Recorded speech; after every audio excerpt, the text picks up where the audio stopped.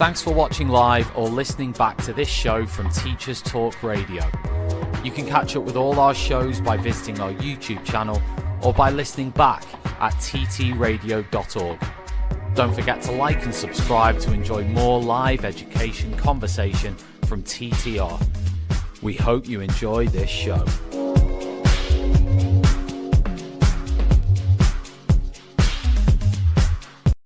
Outstanding and world-class vision and world-class this. I'm a real leadership geek, honestly. I've spent my whole career reading books and chatting to people. I just find the whole thing and the announcement, the way it's been announced, bizarre. If you could move away from a model where teachers are so intensely focused.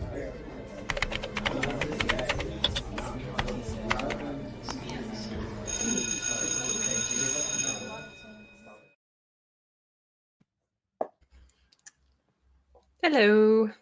Hello, everybody. How It's are Monday. It's Monday. It's the end of Monday. I Yes. tell you what, I'm an hour ahead of everyone, and it's good. It's all right for those of us who've moved to Paris. The 8 o'clock has been good.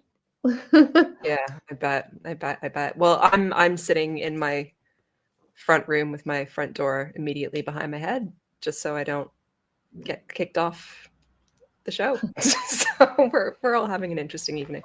You're slightly more. We broadcast from anywhere for you. International awkward front rooms. Yeah. How has your Monday been? Oh, it's first day back after half term. Interesting. Yep. First day back. I had 1.5 free periods that I did not anticipate I would have because year 11s were in exams. Wow. So that was nice. Well, I knew it was happening, but I wouldn't normally have that. Oh, Yeah, so that was okay. But everyone was kind of just walking around with this gormless look on their face, like, oh no. why? What's happening? Where am I? What's going on? Because 1 week is not sufficient. No, never is.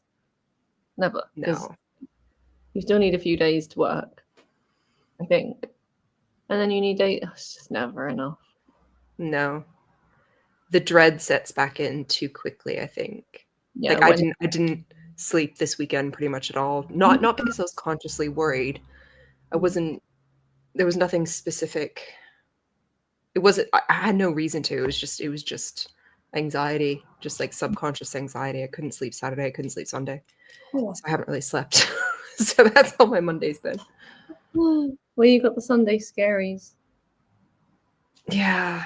I got the whole weekend scaries.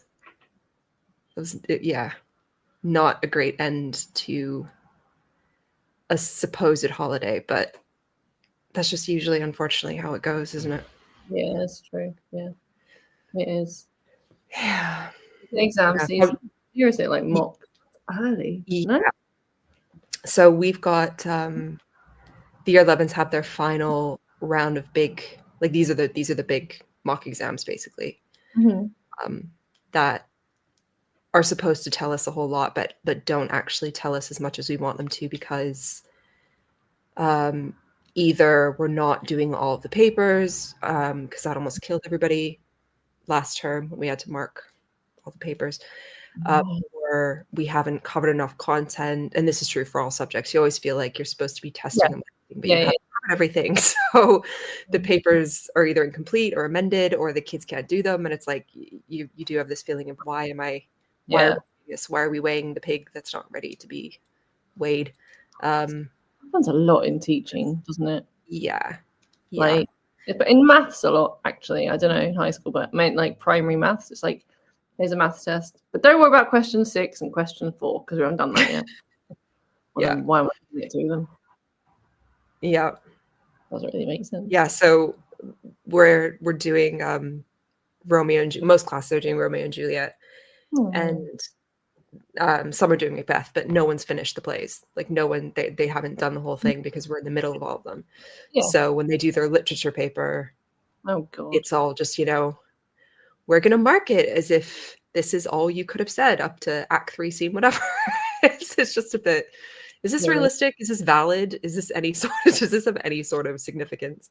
statistically. Is it? I don't know. It's useful for us as teachers. I just don't know how useful grades are in terms of predicting. I don't think it's any more useful than just like a less stressful test would have been. But then I guess part of the whole mock process is that so students have been through that process before and they almost become kind of, I know there are a lot of arguments against kind of over scarily testing students and doing too many mocks and increasing anxiety, but I guess the exposure of it and the experience of it is supposed to make it more familiar so students know the routine and they don't stress. Yeah. Which I agree with. I think that works for most kids, to be honest. I have a friend who teaches in Scotland and they do testing, but they don't do any practice. Whereas in England, like SATs practice, when I've been in year 6 anyway, has been like quite a big thing, you know? Like every time all the other year groups are doing end of unit tests, it's like, and year 6 do SATs. Oh, but she said they did terribly in the tests because they'd never done it before, seen it before. I don't know. Yeah. Yeah, there is something to be said for experiencing it in practice, I guess, before you do it. For the lining up in the exam hall and the sitting in silence and the you spoke, you're disqualified. All of that. Hardest part. That's the point. My class, when I was reading a story, I'm like, this is the easiest part of your day. Just listen. But they can't. They couldn't. I find that so frustrating. So frustrating. Exams? No, I would never have talked in my exam hall. I was scared to look up from my desk. I know. I was so terrified of doing anything that would possibly jeopardize. I need to stretch my neck. I'm not I remember going into those things and I didn't have big exam halls. We did ours in classrooms. Obviously all the like displays and anything was taken off the walls or covered up. Yeah. And it was, rows of desks and really strict silence, but it wasn't the big exam hall. I don't think maybe some of them were, but some of them definitely were not. Because the ones I remember quite clearly, I'm sitting in a classroom, terrified to even like turn any part of my body in a way that someone would accuse me of anything I hadn't done. Like, I was so paranoid of unfairly jeopardizing my academic success. Yeah. But these kids, man. That's the hardest part. Like, this is how you sit an exam. Don't talk. No, seriously, don't talk. Just to let you know, we do try and practice that in primary school. It's difficult. Yeah. It's just choices, though, isn't it? For 99% of them, they just don't. Yeah. It's like or maybe it's just that I have an underdeveloped brain because I'm 16 and I agree. It's like technically an idiot. I just don't think it'll happen. Like, I don't think that would happen to me. Like, maybe it's just that attitude. I don't know. But they just, some of them are not serious. It's not difficult. I don't know. I made the right choices in primary school. I try and make the right choices in high school. I don't think it's difficult. No, I made a lot of deliberately bad choices, but not anything that I knew was gonna mess up my, my future of getting into the university I wanted to get into. But that's because those were my aspirations, and that's what I actually wanted for myself. You're like, it's like you knew. Yeah, that's the difference now. I feel like is like, why are they making wrong decisions? Let's find out what happened to them 10.5 years ago that caused them to be like this. And it's like, okay, sometimes there is a root and a cause, but sometimes don't humans just sometimes make a bad decision? There's not a whole trail of history behind it. Like, I'm all up for understanding the child, and I'm like very into it and very interested by it, very intrigued. But I feel like sometimes they are children and they just make the wrong decision sometimes. I don't know. Yeah. If you're listening, please, like, don't kill me. No, I feel like you can't say anything. Oh my gosh. Listen to the words coming out of my mouth. I sound like you can't say anything in this country without the woke shutting you down. But honestly, I feel like sometimes stating the obvious gets you in a lot of trouble. Like, humans make a lot of bad choices, and the younger the human is, the more bad choices that human makes. Even when that young human has not experienced any trauma. Like those are facts. Like I don't know why that's so. Well, because like how do you learn if you don't push the boundaries or you don't? And like sometimes, especially like even at work, they're like, "Why did you do that way?" Like, well, I didn't know I wasn't allowed to do it. Yeah. So we used to have people progress at my very first school, and they'd be like, "Why haven't they made progress?" I'm like, "I don't know, because they're 6." Because he's 6, I know. I tried. Yeah. It's fun. It's fun. And then I guess the older ones, like in secondary, we have the whole they're young, they have young brains thing. But they also have all of these, like, I mean, not to say that 6-year-olds can't make deliberate choices, because I've watched 6-year-olds stare me in the eye while doing something that they know is gonna get a reaction. But a 16-year-old will make a whole lot more deliberate choices for peer approval or winding up the authority figure or whatever. And again, even when they haven't been traumatized, it happens. Is that not like one of the hardest things to do? To see out of the corner of your eye a child who's totally trying to get your attention and doing something, and just to not look. It's very difficult. I'm pretty good at it though. I'm very good at deliberately ignoring people. Amazing. It's actually a skill. 100%. To the point that it becomes a bit of a joke sometimes in the classroom. Like the kids will be doing something that is so brazen, and I'm just like continuing on this completely normal, absolutely normal conversation or explanation with the kid like 2 seats away. And this whole the whole class will be watching it like it's some ridiculous pantomime. It's I love ignoring them. any and all opportunities. You're a seasoned professional with be a teacher standard. Tactical ignoring. 6.2.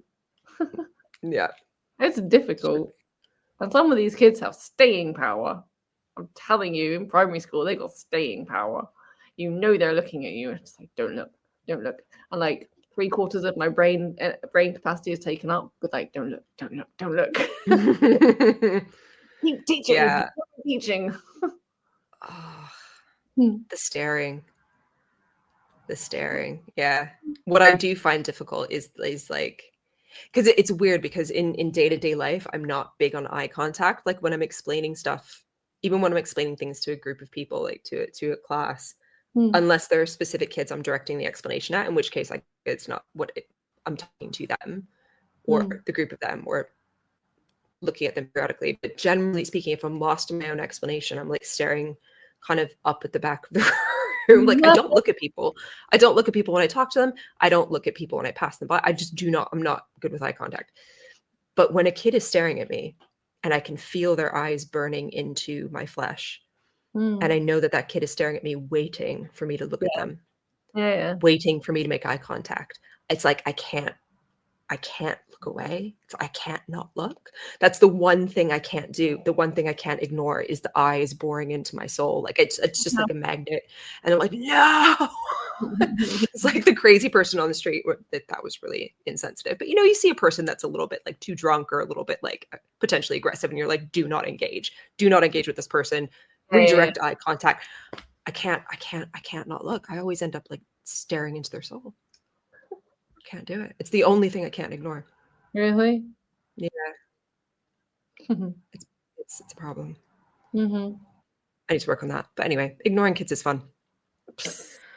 The end. Next topic. The end. What are we actually meant to be talking about? We're going to talk revision. About skills to teach children. Not facts. Skills. Not knowledge. Skills. Revision skills. Do you have a knowledge organizer for tonight? No, because I'm drowning in them at work. There's one for every unit, for every class. And it's really useful, but we just introduced them and we're trying to adapt and get used to the system. And there's paper everywhere. Leanne, there's paper everywhere. I was like, they're really useful. And I just think in 5 years' time, be something different. Yeah. Like, but it'll come back around again in another 5 years. Everything does. Yeah. Yeah. Yeah. You wanted to talk about study leave and the what? And long term. And then I was like, well, let's talk about long term memory, because unfortunately, there is no study leave in primary school. Well, there isn't really in secondary anymore, if it makes you feel better. That was my whole. I'm not sure. I don't remember. Did I have? Like I said to you, I looked at my high school's Ofsted report. Mm-hmm. I mean, it was my high school many years ago. And like one of the comments was like, children need to be taught how to revise. I was like, yeah. I didn't really know how to, like, how do you make facts stick in your brain? Okay, so this is interesting because we're coming at this not only from different key stages and different perspectives that way as teachers, but we've clearly had very different experiences as students.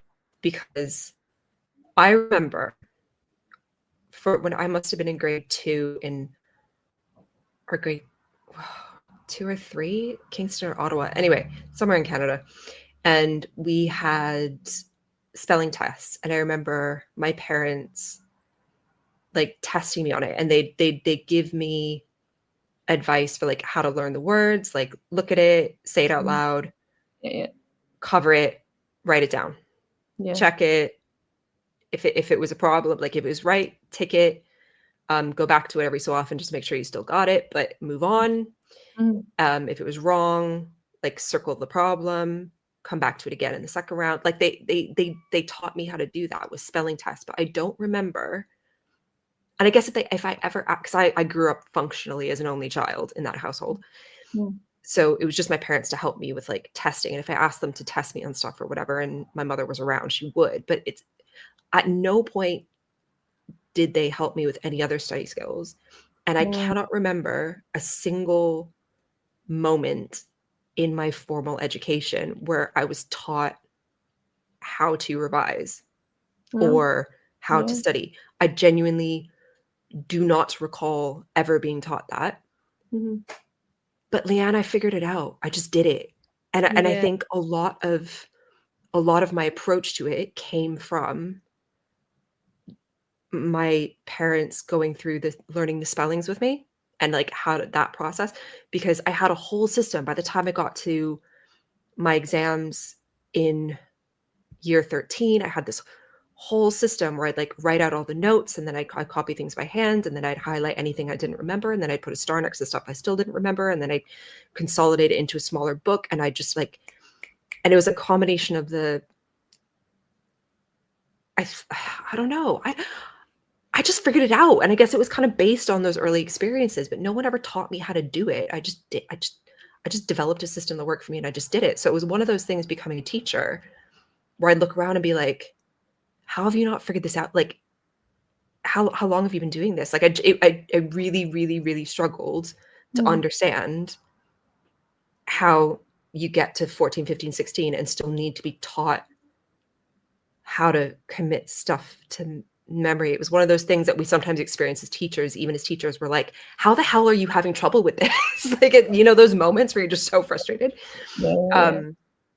And I regularly have those moments with things like revision, because it just blows my mind how they don't have a clue.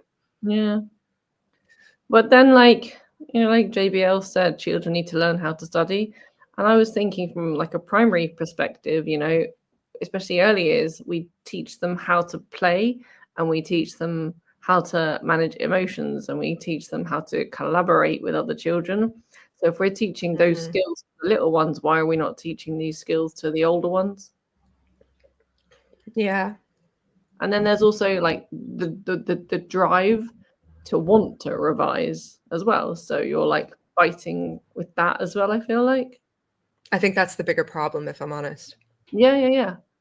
For like, if you have the drive to do it, you're gonna want to figure out what works best for you. but that takes a lot of like self motivation, I guess. And also, Yeah. a lot of times when students say, they say something that basically means I'm overwhelmed and I don't know where to start. Like there's all this information, all these different places.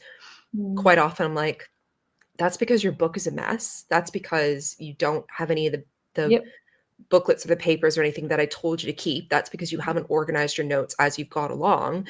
Now you've got 500 random sheets of paper. You don't even know what they mean or what day they were from or what lesson they go with. You didn't keep on top of note taking and everything. So it's all scribbles. It doesn't make sense. Like, and I do teach them note taking skills. I'm very I build that into like from year 7. This is how you note down key information and this is how you organize it, because they don't organize their stuff as they go. And then it gets to a point where they don't even know where the information is in their stuff, let alone what to do with it. And I think that's a huge, huge problem. They don't realize the significance of what they're doing as they're doing it and keeping it organized and keeping it neat. And then it's really, really hard to come back from that. Yeah. But again, that's like the want to, I don't know, is there a bit of like maturity within that? Like, I'm doing this now so that in like 7 months' time when I do my exam, I have stuff to look back on. Yeah. They'd rather just have the instant gratification of not caring and messing around. Yeah, for sure. Like, that's the whole thing these days of like, I sound like an old lady. The youth these days want kids these days.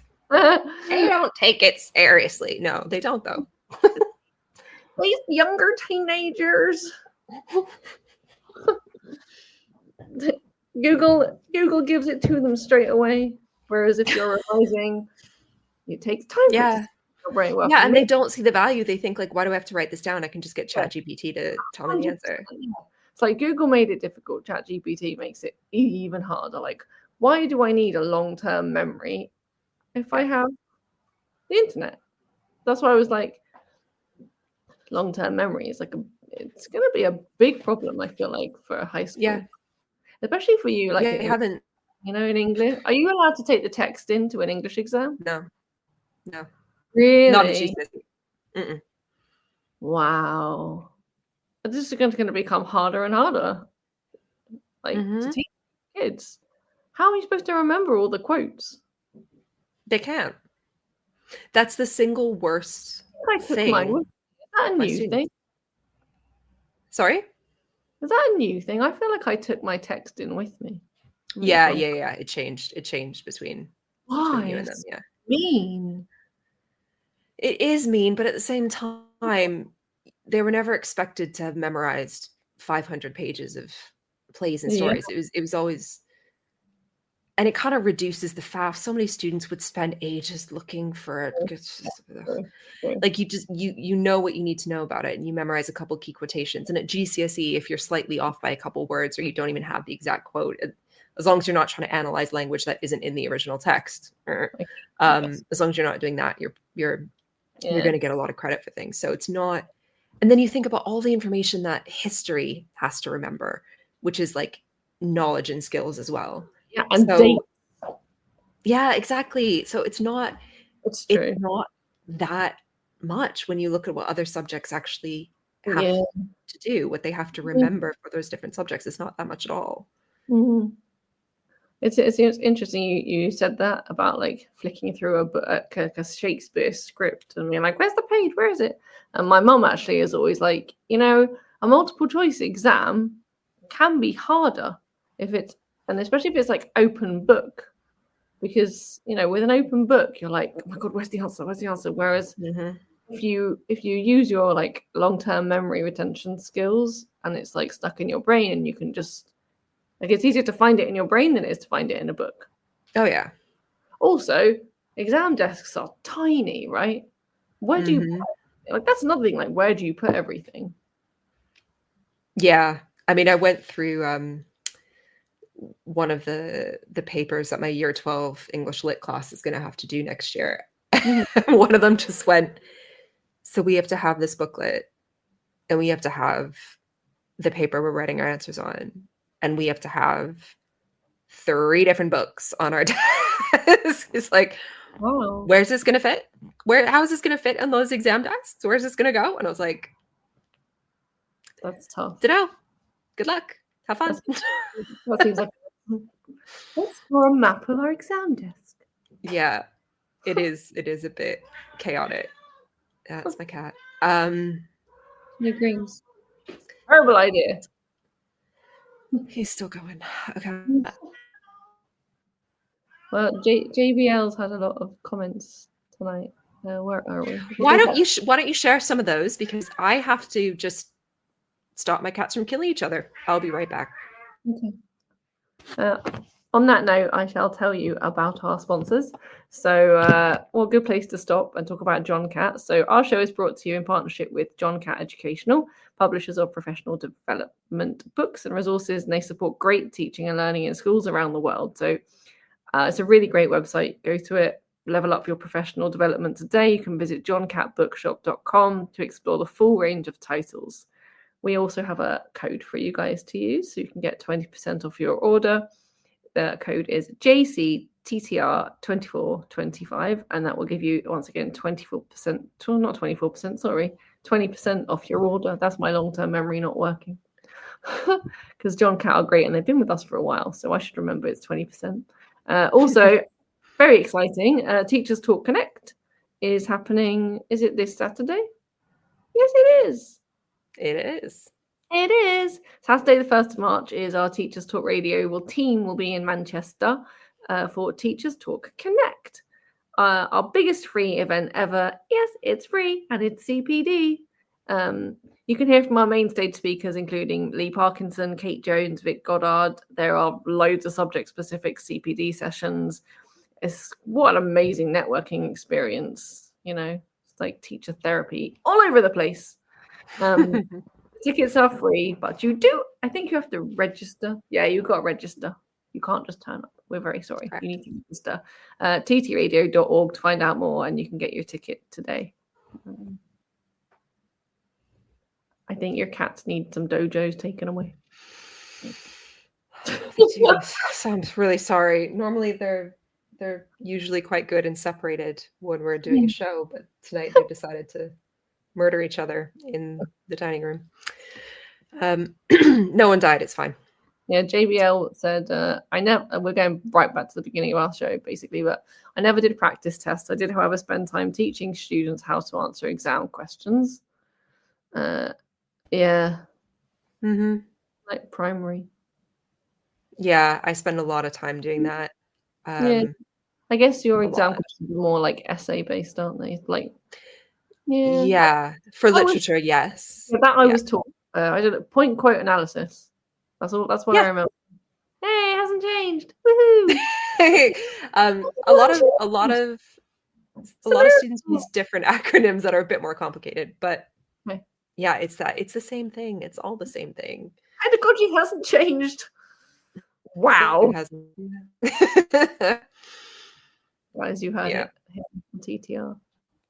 Groundbreaking. We found a piece of pedagogy that hasn't changed in about 20 years. Children need to learn how to study. That becomes evident when you ask many teens how they study. I think I just used to go. I used to go buy, they were like revision cards. Mm-hmm. Yeah. I'd buy them and I'd feel really good about myself, and I'd come home and I'd be like, I don't know what to do.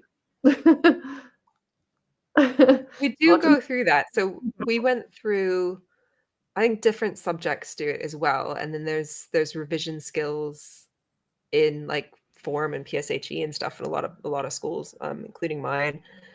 We just gave out, the English department just gave out revision card, like flashcards to all of year 11, and like went through different ways you can use flashcards, and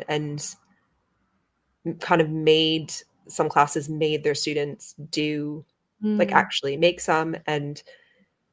But it's that kind of, there are some things like, for example, flashcards that are so common and so familiar and have been for so long and are used so widely that they know. And if they don't do it, if they don't try, because we have told them and they have been shown, Yeah. that the issue is not that they don't know how to do it. The issue is that they don't care enough, or they don't have the motivation.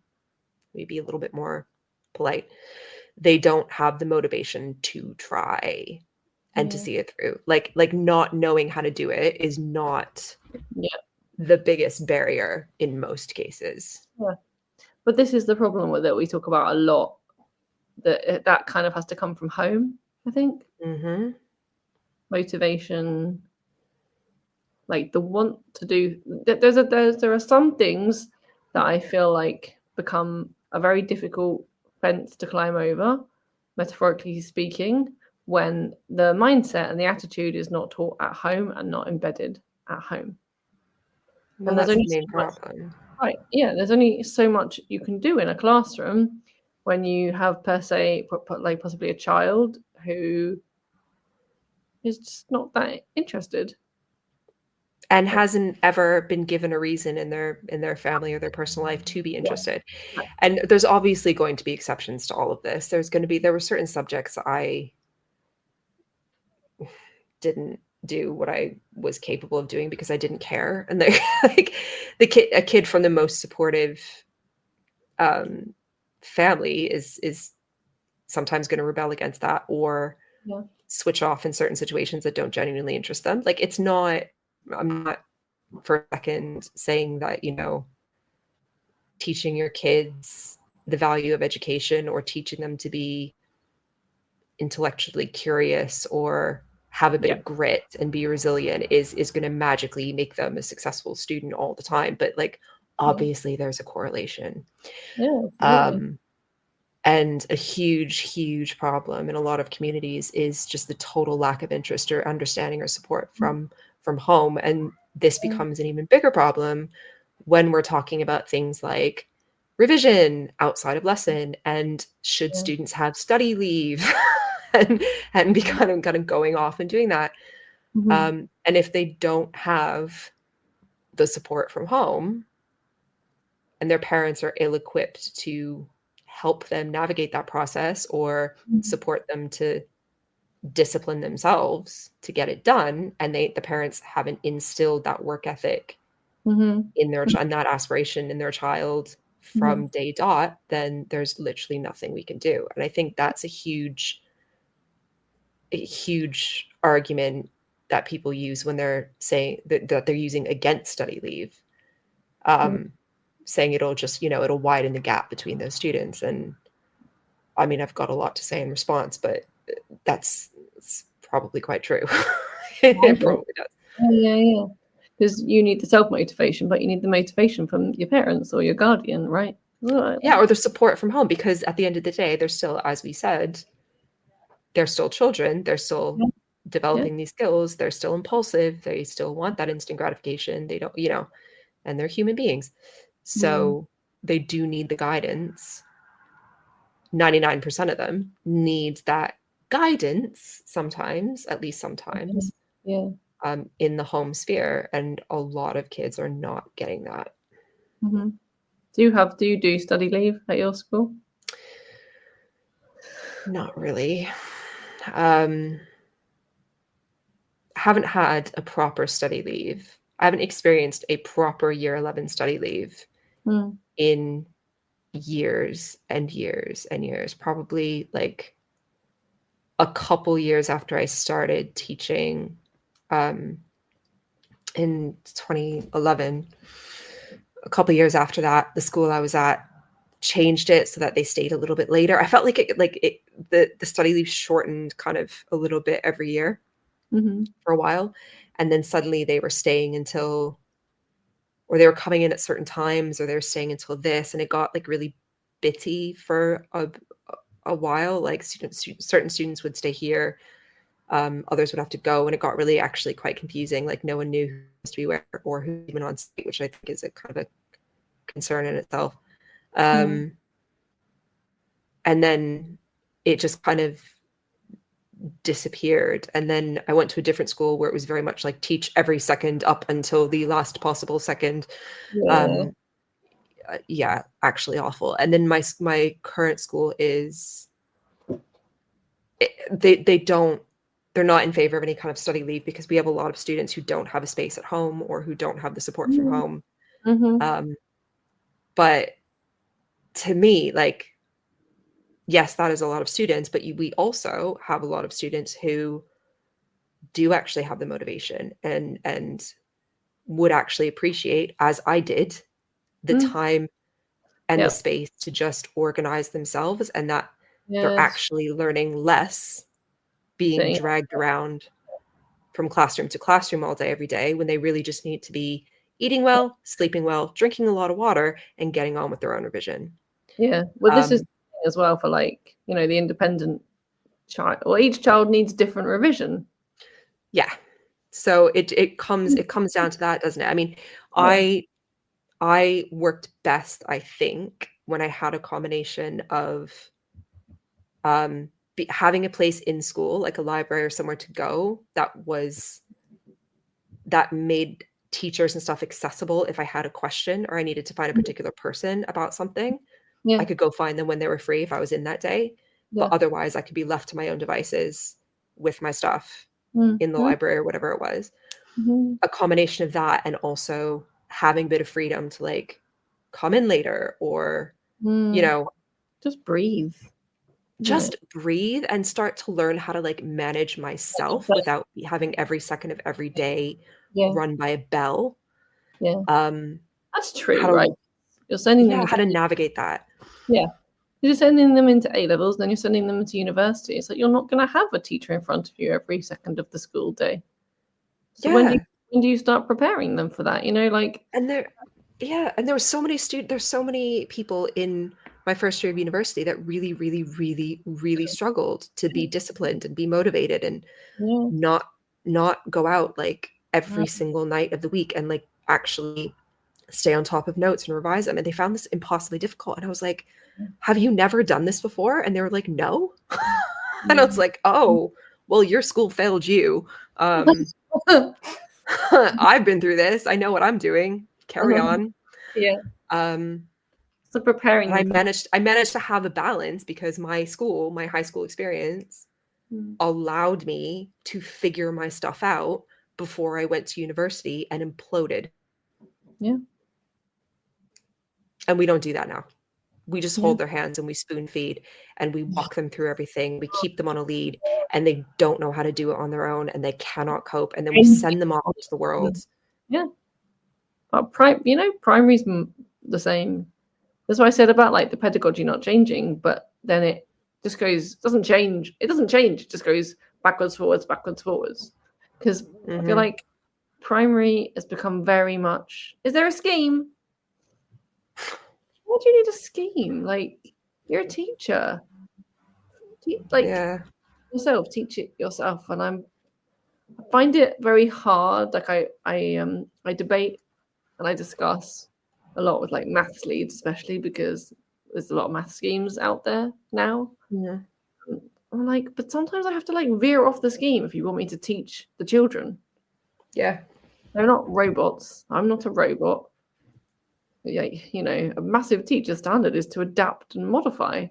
How can you do that if it's like, here's a printed book with the don't get me started. It's just terrible. It's just like we're allowing for less and less adaptation, it seems. It's like that in some secondary schools as well. Thankfully, not mine, but some secondary schools are very rigid. Everybody is expected to teach, like, the exact same lesson at the exact same time. And I'm like, adaptability? Why do you need teachers then? Yeah. You're not teaching, you're behavior managing, probably. If you're always teaching for a scheme or teaching from teaching from a PowerPoint.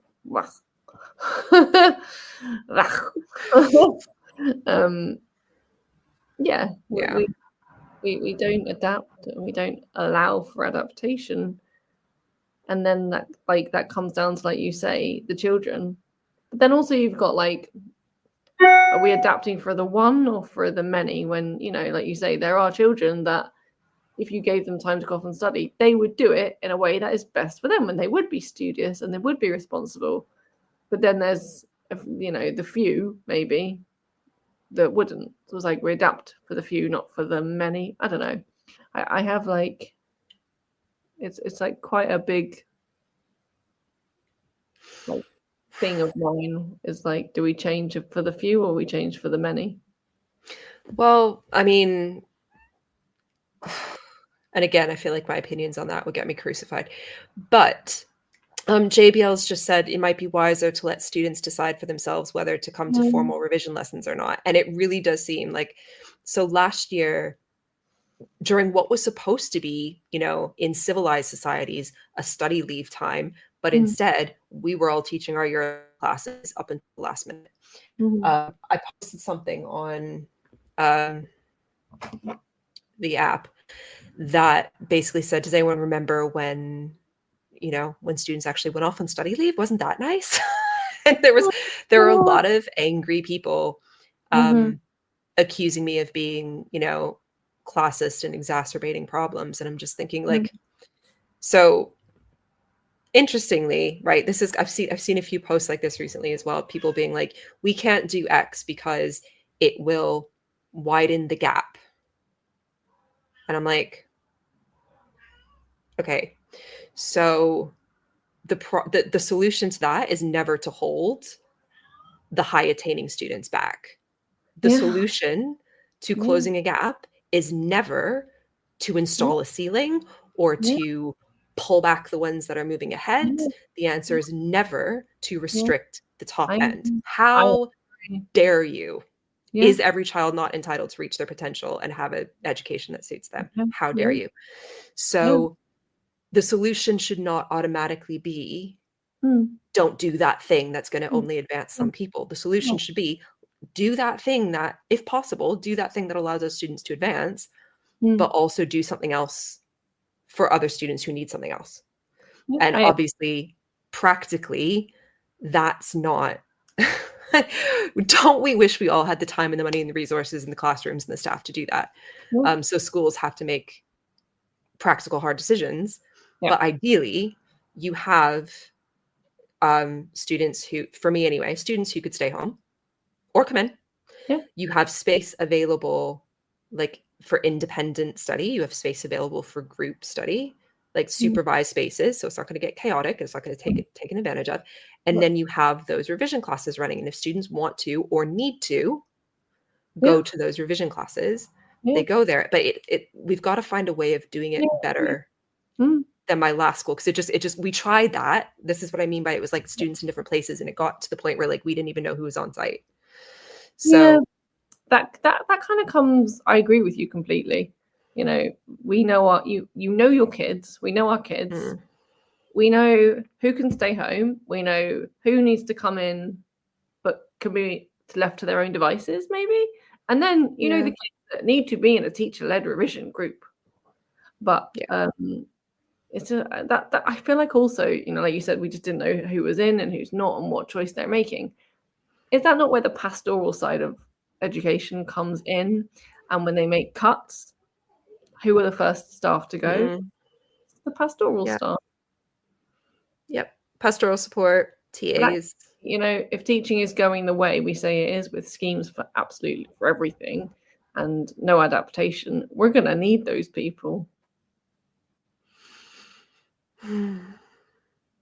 Yeah, well, we need a lot of things we don't have. Yeah. So how do you use skills? Because that is like in primary, the big thing in primary with Ofsted is teaching for retention. So it's like let's say history, like I'm teaching you this lesson and I want you to remember it next week. I mean, I'm quite honest with the kids, and I'm like, I'm teaching it to you now, but I want you to remember it tomorrow, and I'm going to ask you tomorrow, and then I want you to remember it next week. It's like, make them aware that I'm teaching it to you. Like Tuesday is our history lesson, but actually, I want you to remember it. I don't want to just tell you, and then it like passes by your brain. So I feel like in primary, it's like the onus is on the teacher in primary, whereas it shifts in high school where they become adults and actually, the onus should shift. Do you know what I mean? Like, I saw the reaction. I changed the quote. Good shift in high school. It's Mhm. you know, you're not going to put a 6-year-old to go sit and study, but a 16-year-old, well, yeah, you're about to go to university. You're going to sit exams that will dictate possibly your career. You need to have some accountability for yourself, actually. Yeah, they do. But that has to be built up. And I think Yeah, these are all skills. Like, yeah. So how do I actually teach it? So remember, I teach English, yes. which is no, it's not actually unique in any sense, because we have other skills based, like history is really similar in so many ways. So I don't even know, like quite often I'll be explaining stuff to kids and they'll actually be like, oh yeah, our history teacher told us this, or this is the same thing we do in history but with a different name. And I'm like, awesome, do the thing you do in history. So there's so much over. I'm like, you know that already? Just carry on with that. Thank you, history teacher. Yeah. If it works, we do it in English. Yeah. So we have now like knowledge books or knowledge organizers for every single unit. And they're really, really useful if you integrate them in lessons, so the students become really familiar with it and they're familiar with the content and you're referring to it constantly and they see the connections between things and they see the purpose and the meaning of all of this. And it's not just this fat wad of paper that can seem really overwhelming and intimidating. If you just throw it at them and said, like, this is everything you need to know, they'd have a heart attack. So like we also have, single sheet knowledge organizers of kind of more selected, condensed information that we give them, a lot of students before assessments and before exams and stuff, just with key info on it. And so for the booklets and the single sheet knowledge organizers, anything like that, I go through them, like I pull it up on the board and I'm like, this isn't going to work for everybody. This is not going to work for everyone's brain, but it'll probably work for at least a few of you. So I'm going to explain this. I want you to try it, see if it works for you, see if it doesn't. And the first thing I teach them is the method that worked for me when I was younger. And I was like, this is the process I used to follow. And I go through with like the highlighting steps and I go through with the writing out key information. I literally go through the whole however many step process in a lesson. It takes less than that, 10 minutes maybe.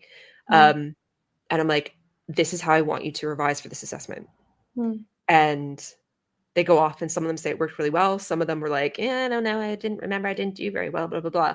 But then the next time they get a sheet of paper, I can see them going and like highlighting stuff and doing the same thing that I taught them how to do. So I'm like, you did, you're still, it's fine. It's becoming automatic. That's good.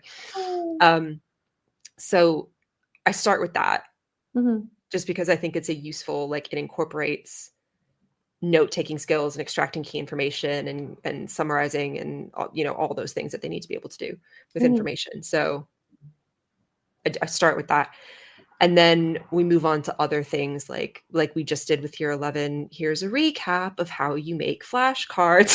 And here's the things like that. I've sat around with kids, like I've sat there with the guillotine, like making flashcards from like old bits of paper because we didn't have any and they wanted them. And if you make it fun and you make it engaging and teach them how to actually like get the right information on there and make it memorable and like how they can use them to test each other and how it's a little bit less boring than sitting there with a highlighter for some students.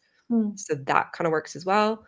I've gone through other different ways of manipulating the information, but the important thing is that you reiterate to them. And I think if you kind of model this in lessons, like with interleaving information, bringing past stuff back for like a starter or a quick quiz, or like doing the odd lesson on revising a certain topic that you did a couple weeks or last year, just to keep it fresh in their brain. If you model that, like recalling things regularly, that more sticks over time, then they start to realize they actually have to do that. The students who are inclined to revise and actually take the initiative will make sure that they're doing that and not just doing, for example, the common thing of focusing on the stuff they get right and revising the stuff they already know because it makes them feel good. They have to do that a little bit, but they have to spend most of their focus on the stuff that they haven't mastered yet and the stuff that they don't actually know. So I'm really open about these things. Like I say this really explicitly. I'm like, the reason we're doing this in this lesson is, or the reason we're doing this today and going back to the other topic tomorrow is because blah, blah, blah. And I explain all this to them. But honestly, the way some year 11s have been, the questions they've been asking and the things they've been saying, I've just been staying there going like, what have I been telling you for the past year and a half? Like, what have you listened? Like, have you? I feel like there's been a lot of leading horses to water recently. Yeah. I'm not sure like what else I can do. Primary is much the same, you know. Like I did division for a long time. Like, why don't you remember it? I explained it yesterday. Why? I shall explain it again. I could never do that. I couldn't.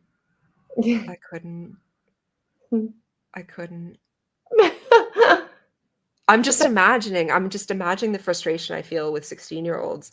Yeah. And then like shrinking that down. Shrinking it down. Because they don't even, they're even less, there's less of a choice. And it's more just, they're just younger. So there's not even anything to be angry at. And I'd feel like a horrible person all the time for being so irritated. It would just be a horrible cycle of misery. Yeah. No, but like, there are moments where I'm just a bit like, you sat there in the lesson, didn't you hear anything? You know, there is, I feel like there is still some accountability in primary school children, which has to come from home. And if it does, and it's a child that it's like, I know you very well and you actually didn't listen, well, you should have been listening. Yeah. Maybe John Catt has a book on this. Like why 6-year-olds don't listen? I don't know. How to get 16-year-olds and 6-year-olds to listen. Is it the same? Because we are brought to you by John Catt Educational, and they have fabulous selection of books which can help you with your professional development. You can go to johncattbookshop.com. They have loads of books for, you know, any strand of education, whether you're primary, high school, further education. We have a code for you guys. It's JCTTR2425, and you get 20% off your order. And actually, if you look back through some of our shows, which you can find on like wherever you get your podcast, we have a lot of shows where authors have come on and talked about their books. And also, this is the last time we'll be talking about it, because this Saturday is our Teachers Talk Connect event in Manchester. It's free. We've got some amazing speakers, Lee Parkinson, Kate Jones, Vic Goddard. There's also some really great CPD sessions. And I think haven't TTR been putting it? We've been putting it on our Twitter feed, our X feed. Mm-hmm. So you can see like who's coming and which subjects are coming. So, and I don't think it's just like high school specific, because even if it's a high school person talking, you can always take something, you know, from wherever you are. There are primary speakers. Yeah. Yeah, I get where Parkinson's primary. Yeah. The tickets are free, so just, you know, need to just pop online and register. And you get to see Ray. Yay! I'll be so tired. So tired. But you're not coming. I'm not. Lianne. I'm in another country. Not an excuse. Sorry. You're forgiven, it's fine. It's not pink. I'm not in my flat. It's not pink. Not purple. Nothing sparkles. She's a man. Give it time. I did say to him, it's like, yep, I'm teaching reception in France. I was like, eventually things will start to disappear from your flat. Just so you know. Wait, so how old are these the 6-year-olds? No, this is 3 and 4-year-olds. Like 3. Yeah. Okay. Sorry. That's why I was confused, because you were talking about 6-year-olds, and I was like, wait, hold on a second. That doesn't line up in my brain. Okay. I was in year 2. Right. Okay. Okay, so France is more or less like here, year-wise. No, because they start like 3. I'm teaching for the most part. It's reception, and they start school earlier. It's there are 3-year-olds in reception.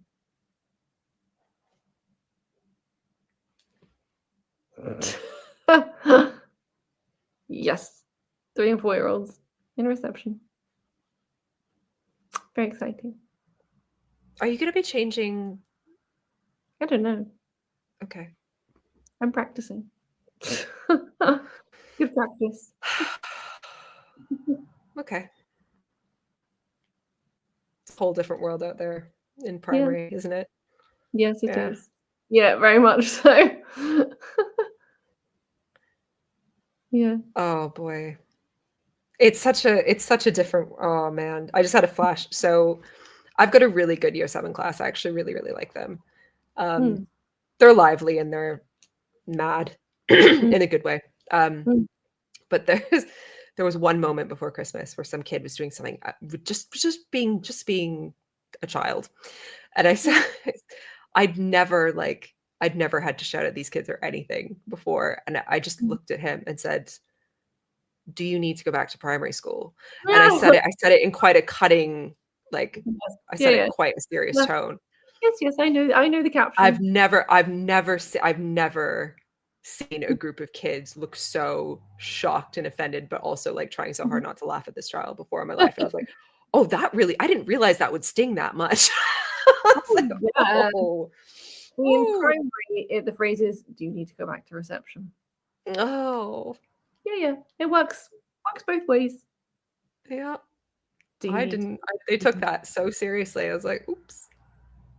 Point was made though. He was fine. You hit the button.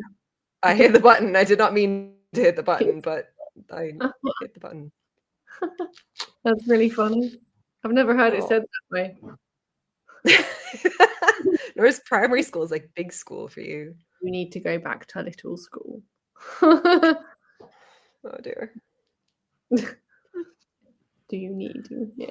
Yeah. I think we covered revision quite well, people. Thank you. We did.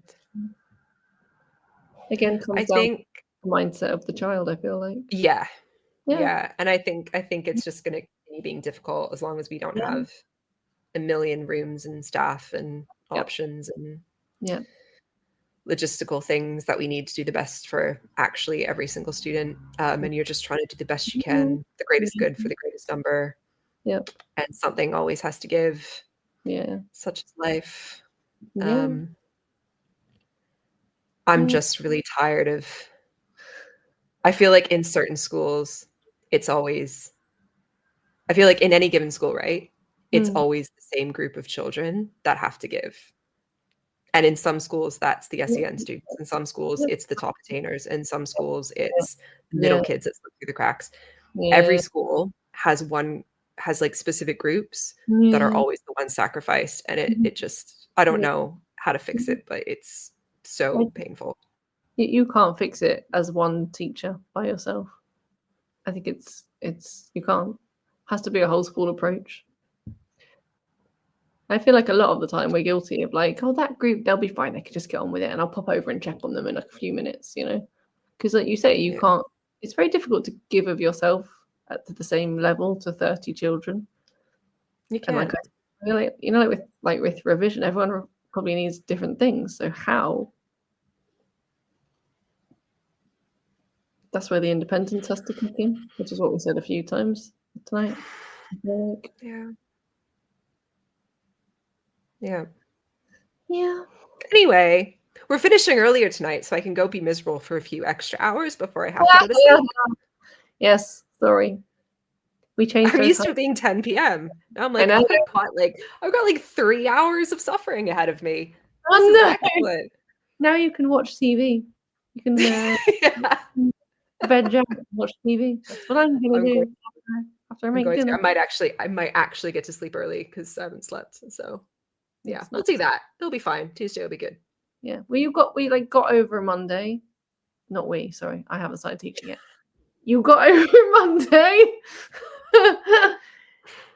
You can do Tuesday. Monday's the worst. Actually, Are you maybe- teaching tomorrow? No, I start next week.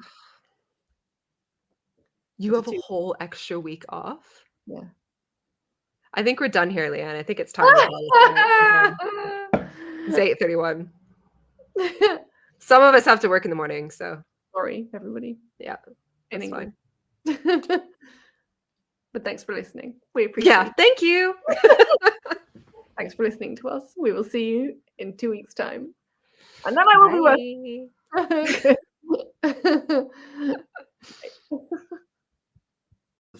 Outstanding, a world-class vision, a world-class this.